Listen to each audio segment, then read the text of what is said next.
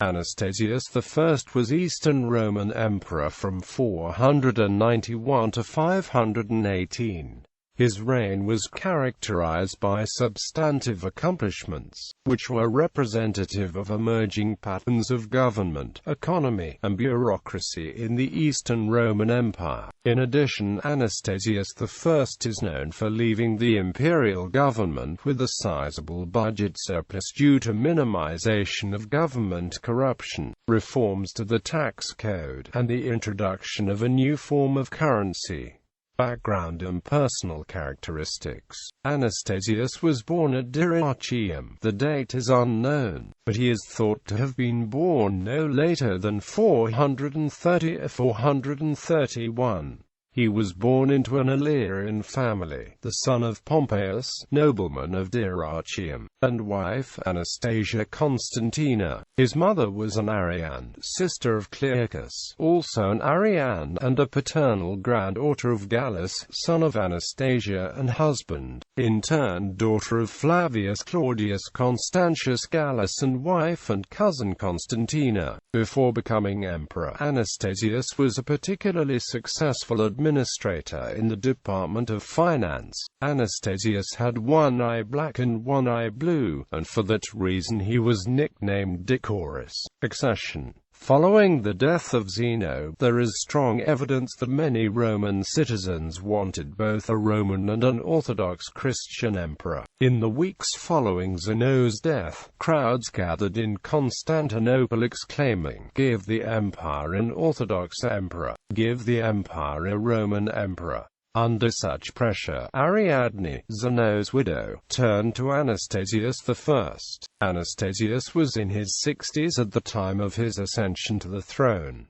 Religiously, he was fairly overt in his sympathy for the monophysites. Consequently, as a condition of his rule, the Patriarch of Constantinople required that he pledge not to repudiate the Council of Chalcedon. It is noteworthy that Ariadne chose Anastasius over Zeno's brother Longinus, who was arguably the more logical choice. The decision upset the Isaurians, but it also was not appreciated by the Blues and the Greens, who had been patronized by Longinus. The Blues and Greens subsequently showed a tendency to riot and cause mayhem. Ariadne married Anastasius shortly after his accession on the 20th of May 491. His reign, though afterwards disturbed by foreign and internecine wars and religious distractions, commenced auspiciously. He gained the popular favor by a judicious remission of taxation, and displayed great vigor and energy in administering the affairs of the empire, foreign policy and wars. Anastasius engaged in the Isaurian War against the usurper Longinus and the Anastasian War against Sassanid Persia. The Isaurian War was stirred up by the Isaurian supporters of Longinus, who was passed over in his succession in favor of Anastasius.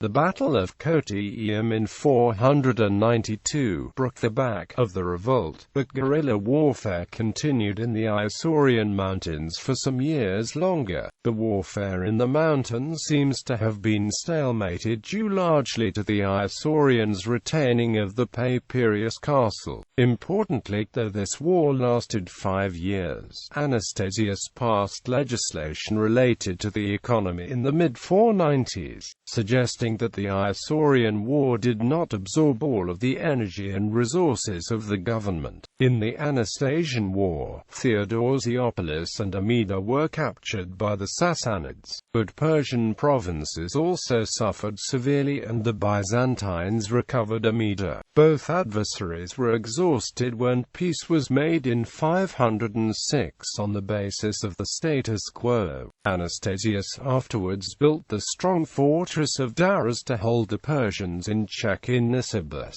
The Balkan provinces were left denuded of troops, however, and were devastated by invasions of Slavs and Bulgars.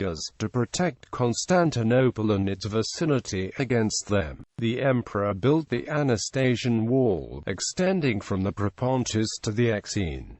domestic and ecclesiastical policies. The emperor was a convinced Miaphysite, following the teachings of Cyril of Alexandria and Severus of Antioch, who taught one incarnate nature of Christ in an undivided union of the divine and human natures. But his ecclesiastical policy was moderate. He endeavored to maintain the principle of the Henoticon of Zeno and the peace of the Church. Yet, in 512, perhaps emboldened after his military success against the Persians, Anastasius I deposed the Patriarch of Chalcedon and replaced him with a monophysite, violating his agreement with the Patriarch of Constantinople, and precipitating riots in Chalcedon. The following year, Vitalian started a rebellion, quickly defeating an imperial army and marching on Constantinople. With the army closing in, Anastasius I gave Vitalian the title of commander of the army of Thrace and began communicating with the Pope regarding a potential end to the Acacian Schism. 2 years later, General Marinus attacked Vitalian and forced him and his troops to the northern part of Thrace. Following the end of this conflict, Emperor Anastasius had undisputed control of the empire until his death in 518. Additionally, during his reign, the Roman eastern frontier underwent extensive refortification, including the construction of Dara, a stronghold intended to counter the Persian fortress of Nisibis.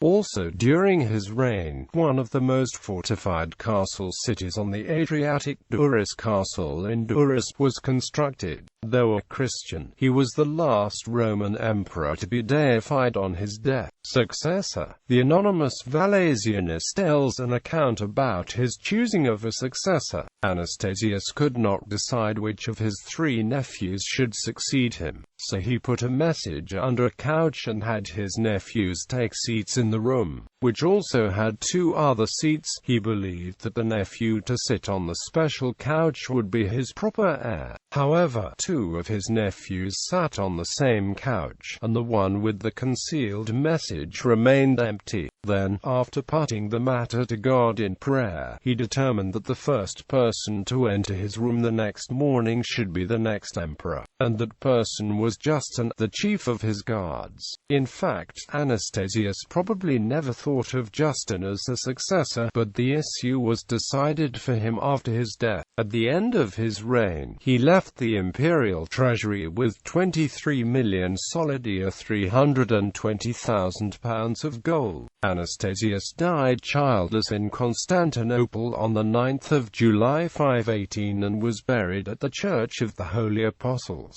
Family. Anastasius is known to have had a brother named Flavius Paulus, who served as Roman consul in 496. A sister-in-law, known as Magna, was mother to Irene and mother-in-law to Olybrius. This Olybrius was son of Anisha Juliana and Ariabindus Dagalithus Ariabindus. The daughter of Olybrius and Irene was named Proba. She married Probus and was mother to a younger Juliana. This younger Juliana married another Anastasius and was mother of Ariabindus, Placidia, and a younger Proba. Another nephew of Anastasius was Flavius Probus, Roman consul in 502. Caesarea, sister of Anastasius, married Secundinus, and were parents to Hypatius and Pompeius. Flavius Anastasius Paulus Probus Moscianus Probus Magnus, Roman consul in 518, also was a great-nephew of Anastasius. His daughter Juliana later married Marcellus, a brother of Justin II.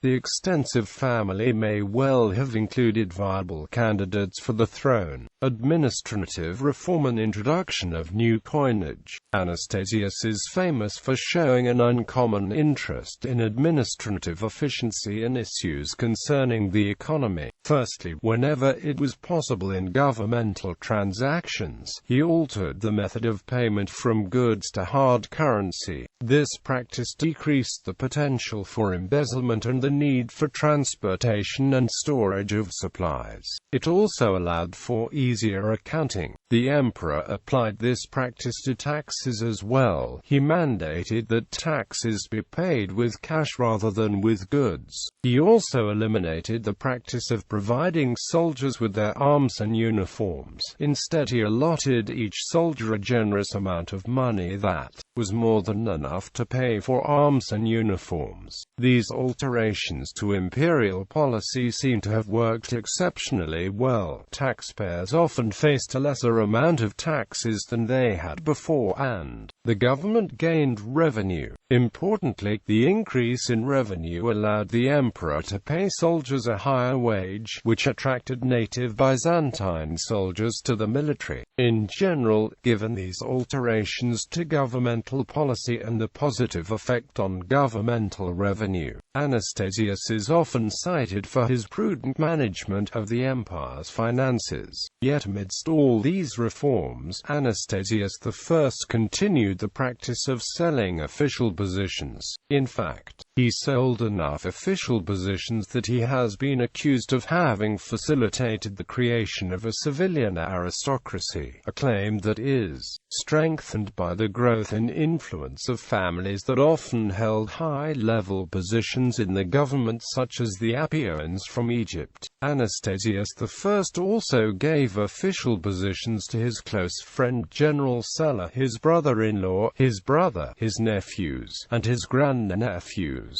This can be considered noteworthy given that the emperor seems to have minimized government corruption, inefficiency in other areas. In addition, the main elements of the complex monetary system of the early Byzantine Empire, which suffered a partial collapse in the 5th century, were revived by Emperor Anastasius I in 498.